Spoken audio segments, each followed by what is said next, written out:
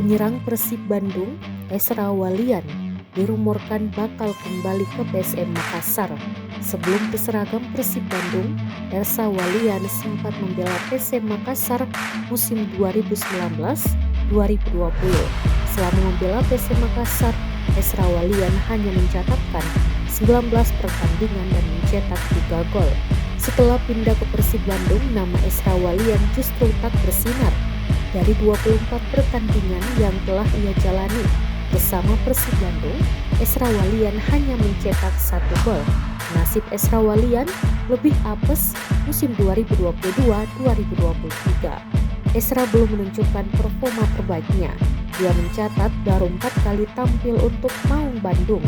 Bahkan dari jumlah tersebut, pemilik nomor punggung 30 itu belum pernah tampil penuh. Ezra pun terpaksa melewatkan 4 pertandingan musim ini akibat cedera yang dideritanya.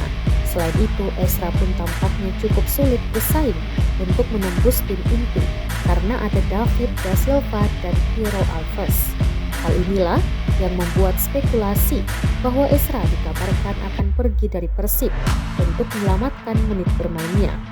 Ezra erat dikaitkan dengan PSM Makassar, apalagi ada rumor lain bahwa Ezra menjadi bagian dari tukar guling Persib mendapatkan penyerang muda PSM, Ramadan Sananta, atau bek kelahiran 6 Agustus 1998 yaitu Agung Manan. Statistik Ramadan Sananta. Ramadan Sananta menjadi salah satu pemain andalan PSM Makassar.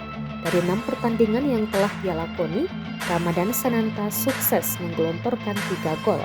Capaian ini terbilang fantastis bagi bomber yang baru berusia 19 tahun.